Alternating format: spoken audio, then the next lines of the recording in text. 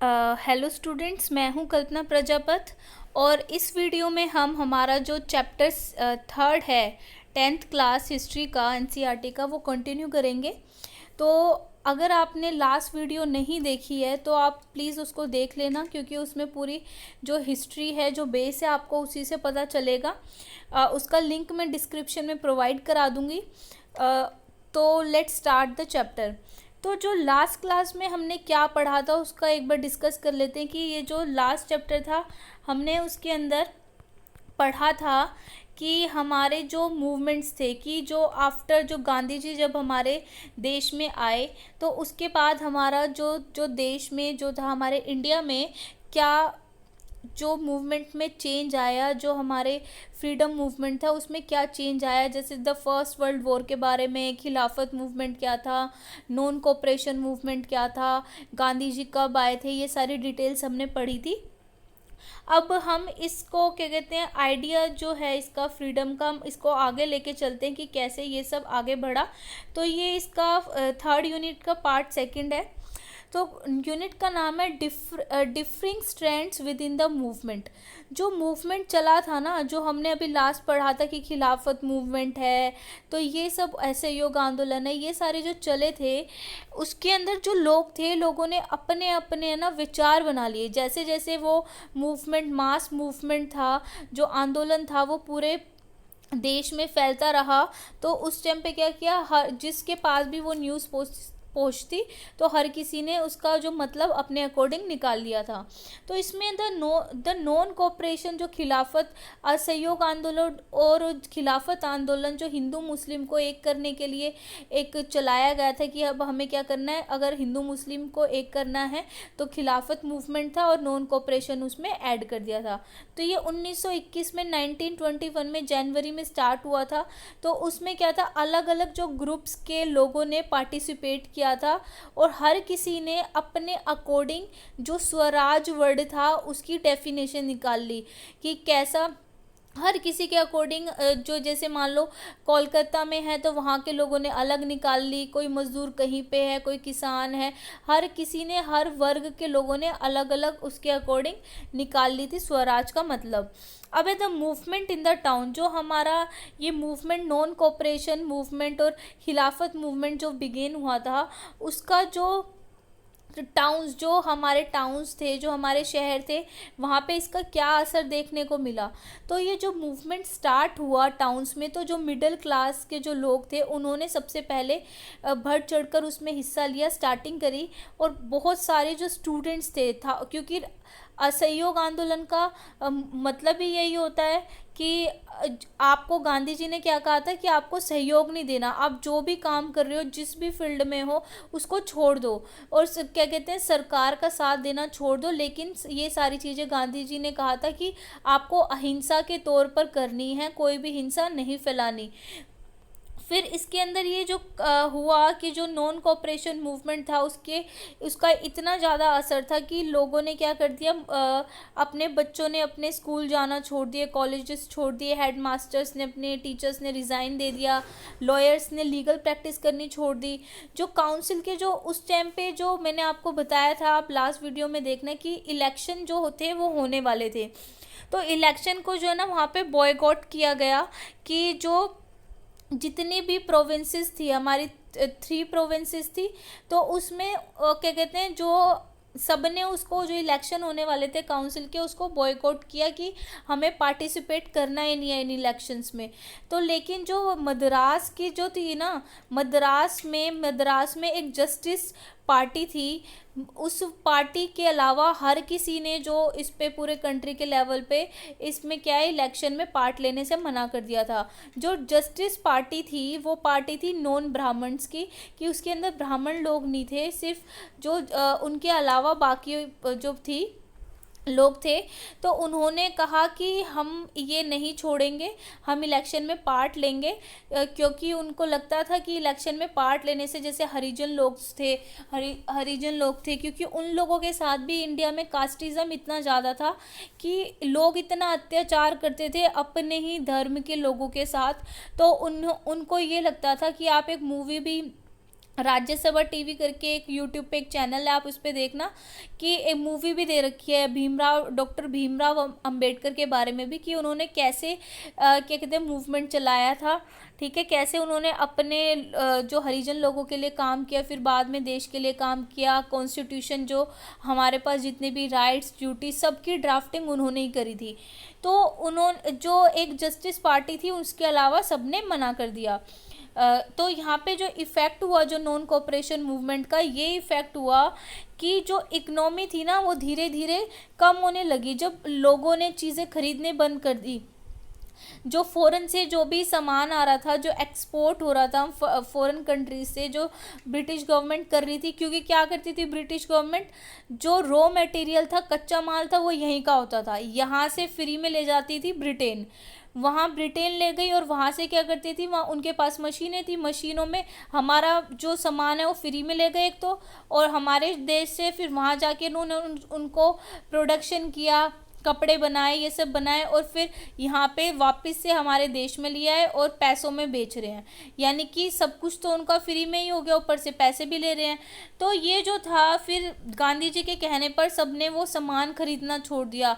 Liquors की shop जो थी वो, अब एक वर्ड इसमें है पिकेटेड। पिकेटेड का मतलब है एक फॉर्म ऑफ डेमोन्स्ट्रेशन और प्रोटेस्ट। इसके अंदर पिकेटेड का मतलब है कि जैसे जो शराबी होती हैं उनको कोई मतलब नहीं होता आंदोलन से, उनको सिर्फ शराब पीनी होती है। तो उसमें क्या किया लोगों ने ना, जो आंदोलन कर रहे थे उन सब ने वो रास्ता ही रोक लिया। पिकेटेड में होता है वो सिर्फ लिकर शॉप नहीं, कोई भी कैसी जगह कि कहीं पे भी वो आपको उस जगह पे एंटर करने से रोकते हैं, इतने इकट्ठे हो जाते हैं उसके गेट के बाहर कि आपको अंदर नहीं जाने देते। तो लिकर शॉप्स का पिकेटेड होने लगा। जो फॉरेन क्लोथ थे जो उनको उनकी क्या करने लगे, होली जलाने लगे, उनको जलाने लगे।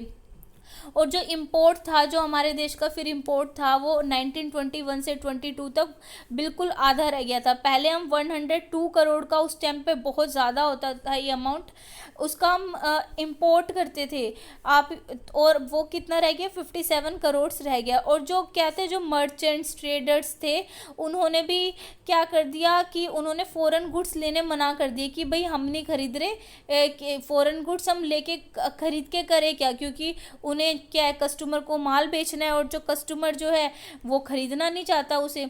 जैसे आजकल चाइनीज़ गुड्स का ट्रेंड है कि बीच में अभी आ गया था कि चाइनीज़ गुड्स हम नहीं लेंगे, तो प्रोड्यूसर जो दुकानदार थे उन्होंने भी लेना मना कर दिया कि भाई हम, दुकानदार सोचते थे कि हम अपना नुकसान क्यों करें, कि जब लोग खरीदेंगे ही नहीं तो हम, तो अब ऐसे जो है उस टाइम पे भी उन्होंने मना कर दिया। फिर क्या हुआ, जो उस टाइम पे जब मना होने लगे तो फिर जो हमारा जो प्रोडक्शन था, जैसे जो खादी के वस्त्र थे, जो हमारी कॉटन इंडस्ट्री थी, जो हमारी खादी इंडस्ट्री थी, ये सारी जो है एनहांस और इम्प्रूवमेंट उसमें होने लगा है। इंडिया के टेक्सटाइल में, हैंडलूम्स में, जो हाथों से कर करके बनाते थे, तो ये जो तो लोग क्या करने लगे, वो खरीदने लगे। लेकिन ये मूवमेंट है ना थोड़े दिन बाद स्लो हो गया। उसका मेन रीज़न ये था, जैसे अभी जो चाइनीज़ गुड्स का आप बोलते हो, मेन रीज़न ये मूवमेंट स्लो होने का ये होता है क्योंकि ऑल्टरनेटिव नहीं होते, कि आप थोड़े टाइम के लिए तो अपनी नीड छोड़ सकते हो, लेकिन बाद में आपको है, अब फ़ोन है कि अब जो मिडिल क्लास फैमिली वाले जो पुअर लोग हैं, अब वो उनको क्वालिटी भी चाहिए और थोड़ा सस्ता भी चाहिए। अब जैसे अभी फ़ोन की अभी इतनी वैरायटी नहीं है ना हमारे इंडिया में, जो इंडियन प्रोडक्शन में, तो अब क्या करें, उन्हें मजबूरी में चाइनीज़ खरीदने पड़ते। तो उस टाइम पे भी यही हुआ कि लोगों के पास ऑल्टरनेटिव नहीं थे, क्योंकि जो खादी के क्लोथ थे वो इतने ज़्यादा महंगे थे कि गरीब लोग खरीद ही नहीं पाते थे। और मैंने आपको लास्ट लेक्चर में बताया था कि इतने ज़्यादा लोग पुअर थे, इतनी कंडीशन ख़राब थी कि टैक्स पे टैक्स लगाए जाते थे और उनके पास खाने को भी सामान नहीं था, तो वो इतना पैसा कैसे कहाँ से लाते। तो अब जो है वो धीरे धीरे, लेकिन how they boycott mill cloth for so long, इसलिए वो नहीं कर सकते थे। और फिर बाद में जो धीरे धीरे करके सब ने ज्वाइन कर लिया, क्योंकि स्कूल्स नहीं थे। अब भाई बच्चे बिल्कुल अनपढ़ थोड़ी ना रहेंगे, अब थोड़े दिन बाद वो दोबारा से गवर्नमेंट स्कूल में चले गए। लॉयर्स को अब प्रैक्टिस करने के लिए अभी पैसे चाहिए, उन्हें भी अपना घर चलाना है, तो दोबारा से उन्होंने वर्क करना सब ने शुरू कर दिया। अब ये है क्योंकि ये आंदोलन जब ही चल पाते हैं जब अभी आप करंट सिचुएशन से भी रिलेट करके देखो, आप थोड़े दिन तक कर सकते हो, लेकिन जब तक आपको उसका ऑल्टरनेटिव नहीं मिलेगा, जैसे अब ये टिकटॉक है, लोग टिकटॉक पे वीडियो बनाते थे, अब जिनको आदत है बनाने की, थोड़े दिन तो उन्होंने मना कर दिया, लेकिन अब जिसको आदत पड़ी हुई है उसे तो बनानी है, तो ऑल्टरनेटिव अब मिल गए ना उन्हें, अलग अलग ऐप्स मिल गई। अगर वो ऑल्टरनेटिव नहीं मिलते तो फिर उनका क्या होता है कि नहीं, हमें टिकटॉक ही चाहिए। तो ये हर चीज़ में यही होता है, हर गुड्स में। अब revolution in the country side, अब जो कंट्री साइड में क्या हुआ ये तो आपने पढ़ा, उसका क्या कहते हैं कि टाउन में कैसे हुआ। अब कंट्री साइड्स में देखते हैं कैसे हुआ, सिटीज़ से लेकर अब ये कंट्री साइड यानी कि रूरल एरियाज़ में ये फैलने लगा।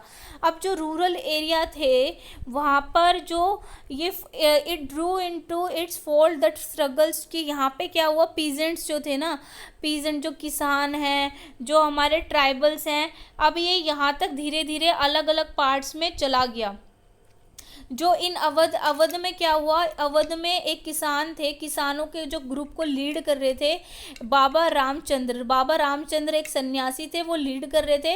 और उन्होंने क्या किया था, पहले वो एक इंडेंचर लेबर थे, इंडेंचर्ड लेबर, और वो फिजी में काम कर चुके थे। फिजी एक क्या कहते हैं कंट्री का नाम है, देश का नाम है, वहाँ पे काम कर चुके थे, इंडेंचर लेबर थे। अब इंडेंचर का मतलब होता है, ये देखो ये वर्ड लिखा है ना, इसका मतलब ये होता है कि पहले क्या करते थे कि जो अलग अलग यहाँ पे जो देश थे ना, ये जो है ना ज़बरदस्ती जो अंग्रेज़ थे लोगों को भेज देते थे अलग अलग देशों में ज़बरदस्ती, और वहाँ पे क्या करते थे, लेबर का काम करवाते थे, और इंडेंचर लेबर थे, तो इसलिए फिर उनको धीरे धीरे इंडेंचर लेबर कहने लगे। वो उनका नाम इंडेंचर लेबर रख दिया कि कोई ऐसे बाहर उधर एक कॉन्ट्रैक्ट साइन करा लेते थे, ज़बरदस्ती भेज देते थे, और फिर उनको जब वो यहाँ पे भी आते थे वापस इंडिया, तो उनको इंडेंचर लेबर कहा जाने लगा। जो मूवमेंट था यहाँ पे वो ताल्लुकदारों के अगेंस्ट था और लैंडलॉर्ड्स के अगेंस्ट था। जो ये अवध में मूवमेंट चलाया, जो डिमांड कर रहे थे, जो पीजेंट थे ना, किसानों से, ये जो ताल्लुकदार और लैंडलॉर्ड थे वो डिमांड करते थे कि एग्जॉर्बिटेंटली हाई रेंट, बहुत ज़्यादा रेंट उनसे मांगते थे, और वैरायटी ऑफ सेस लगा देते थे उनके ऊपर। अब वो किसान तो पहले बेचारा इतना गरीब है, उसके पास कुछ है नहीं, और पीजेंट जो किसान थे ना, उनको बेगार की तरह उन्हें काम करना पड़ता था। बेगार का मतलब होता है कि उनसे काम करवाते थे पूरे दिन खेत पे, लेकिन उसके बदले में उन्हें कोई पैसे नहीं देते थे, ना पैसे देते थे ना कुछ खाने को देते थे, बस फ्री में काम कराते थे, तो बेकार थे। तो अब पीजेंट जो इतने ज़्यादा परेशान हो गए थे कि भाई तुम पैसे भी नहीं देते, फिर तुम रेंट भी इतना मांगते हो, फिर टैक्स भी इतना लगा देते हो, और इन सब का फ़ायदा क्या करते थे, ताल्लुकदार और लैंडलॉर्ड उनका शोषण करते थे। तो इसी वजह से बाबा रामचंद्र सन्यासी ने एक ये आंदोलन को लीड किया। जो टेनेंट्स जो थे उनके पास कोई सिक्योरिटी ही नहीं थी किसी चीज़ की, और जो मूवमेंट था उन्होंने चलाया, उसमें वो डिमांड कर रहे थे कि जो रेवेन्यू है उसको क्या कहते हैं कम करो, जो आप कर ले रहे हो, जो टैक्स ले रहे हो उसे कम करो। रेवेन्यू जो इनकम है ना की डिमांड कर रहे थे कि इनकम को कम करने की, और जो कि बेगार जो चला रखा है कि फ्री में काम कराना, इसे हटाओ। और जो सोशल बॉयकॉट करना चाह रहे थे कि जो लैंडलॉर्ड जो उनको शोषण करते थे, उन ओप्रेसिव लैंडलॉर्ड्स को वो बॉयकॉट करना चाहते थे। अब बहुत सारी जो जगह थी वहाँ पे क्या हुआ, वहाँ की जो पंचायत थी उन्होंने एक वो निकाल दिया, ऑर्गेनाइज किया कि नाई धोबी बंद, कि जो नाई धोबी बंद का एक आंदोलन से एक ट्रेंड चला दिया कि कोई भी नाई और धोबी क्या करेगा, ये जो लैंडलॉर्ड है ना बड़े बड़े जो हम लोगों का शोषण करते हैं, कि कोई भी वहाँ पे उनका कोई काम नहीं करेगा, ना तो कपड़े धोने हैं ना नाई उनके बाल काटेंगे। अब यहाँ पे 1920 में क्या हुआ, जो जवाहरलाल नेहरू अवध में गए, जब अवध में वो गए तो उन्होंने क्या किया, किसानों के दुख को ऑब्जर्व किया, उन्हें समझा, फिर वो जो और अक्टूबर में क्या किया, जो उन्होंने अवध किसान सभा, जो अवध की किसान सभा थी ना, उसको जवाहरलाल नेहरू ने हेड किया, और जो बाबा जो रामचंद्र जो हैं सन्यासी, उनके साथ वो मिल गए और उनके साथ अपना सब डिस्कस किया, और दोनों के दोनों फिर उन्होंने क्या किया, धीरे धीरे करके एक अपना जो ग्रुप बनाया ना, अवध की किसान सभा जो बनाया, अवध में उसकी 300 ब्रांचेस खोल ली, विलेज में अलग अलग अलग अलग विलेजेस में सेटअप कर दी उसकी ब्रांचेस, ठीक है। तो जब नॉन मूवमेंट कोऑपरेशन मूवमेंट चला, जो असहयोग आंदोलन जब स्टार्ट हुआ 1921 में, तो उन्होंने, कांग्रेस ने क्या किया, जो उनका ग्रुप अवध में थे उनको बोल दिया कि भाई हम ऐसे ऐसे क्या है एक आंदोलन चला रहे हैं, अब इसका तो आपको उसमें पार्टिसिपेट करना है। तो फिर वो पार्टिसिपेट करने लगे। लेकिन ये जो पीजेंट्स थे ना, जो ये इस आंदोलन को उन्होंने अलग ही रूप दे दिया। उन्होंने क्या कर दिया, वहाँ पे अवध में उन्होंने ताल्लुकदार जो थे और जो मर्चेंट्स थे उनके घरों पे अटैक कर दिया, उनके घर जलाने लग गए, बाजार में सामान लूटने लग गए। जो हमारे जो होलसेल का जहाँ काम होता है ना, और जो स्टोरेज हाउसेस होते हैं, वेयर हाउसेस होते हैं, वहाँ से उन्होंने जो अनाज लूटना शुरू कर दिया। तो ये सारी चीज़ों से और वहाँ पे ना अफवाह बहुत फैला दी, ये गांधी जी के नाम पे अफवाह फैला दी कि गांधी जी ऐसा, जबकि गांधी जी ने कहा नहीं था। और वहाँ अफवाह फैला रहे थे लोग कि भाई गांधी जी ने कहा है कि अब गांधी जी आपको टैक्स नहीं देना, कुछ मत करो, और है ना गांधी जी अब सब गरीबों को क्या बांटेंगे, फ्री में लैंड देंगे सबको। तो गांधी जी के नाम पे ना गलत गलत एक्शंस भी उनसे करवा रहे थे, जबकि गांधी जी ने ये सब चीज़ें कही नहीं थी। अब पहले इसको देख लेते हैं। अब ये कि जो ट्राइबल जो पीजेंट्स थे, अब जो ट्राइबल पीजेंट्स जो थे वो भी उनके पास भी तो मैसेज गया, जो गांधी जी के नाम पे ना अलग तरह का मैसेज उनको भेज दिया। गांधी जी के, उन्होंने कहा कि जो आइडिया था उनके लिए, जो स्वराज का मतलब था कि जो इन द गुडम हिल्स, जो हिल्स थी, गुडम हिल्स जो थी आंध्र प्रदेश की, वहाँ पे एक गुरिल्ला मूवमेंट उन्होंने चला दिया। 1920 में उस मूवमेंट की स्टार्ट कर दी। वो एक struggle, note a form of struggle that Congress, और ये ऐसा स्ट्रगल, ऐसा मूवमेंट, गुरिल्ला मूवमेंट उन्होंने चलाया कि जिसके अप्रूव है ना कांग्रेस ने नहीं किया था। वो अवध था, ये क्या है हमारा आंध्र प्रदेश। तो इसमें क्या था, इसमें जो ये वो इसलिए नाराज़ थे, यहाँ के ट्राइबल्स आदिवासी इसलिए नाराज़ थे क्योंकि जो कॉलोनियल गवर्नमेंट थी, जो ब्रिटिश सरकार थी, उन्होंने जो फॉरेस्ट के अंदर एंट्री करने से मना कर दी। अब ये देखो कि जो लोग पहाड़ों पे रहते हैं, अब वो कैसे अपने जो जानवरों को चराने जाएं, कैसे उस लकड़ी लेने जाए, क्योंकि उस टाइम तो ये सब वो वहीं से फूड का इकट्ठा करना, ईंधन लेना, ये सब वहीं से करते थे। तो उनके पास कोई फ्यूल वुड नहीं थी, फ्रूट्स नहीं थे, कुछ नहीं थे, तो परेशान हो गए। और फिर जो कि कॉलोनियल गवर्नमेंट क्या करती थी, सरकार उनसे ज़बरदस्ती बेगार करवाती थी कि फ्री में रोड, मजबूर करती थी कि तुम्हें रोड बनाना है, कंस्ट्रक्शन करनी है, पूरे पूरे दिन लगे रहो। तो फिर वो जो उन्होंने ना रिवोल्ट, एक विद्रोह शुरू कर दिया। और वहाँ पे जो विद्रोह है, जो वो उसको लीड कर रहे थे अल्लूरी सीताराम राजू। अल्लूरी सीताराम राजू है ना, वो बड़े इंटरेस्टिंग थे। उन्होंने ये बोला कि मैं एक एस्ट्रोलॉजर हूँ, कि मैं क्या करता हूँ, मैं प्रिडिक्शन कर सकता हूँ कि लोगों के दुख दर्द कैसे दूर करने हैं, और चाहे मेरे को कितनी बुलेट से शूट कर दो, लेकिन मुझे कुछ नहीं होगा। तो ऐसे जो था ना, फिर वहाँ पे लोग सोचते थे कि ये जो है ये भगवान है, जो ये हमारे अल्लूरी सीताराम राजू है।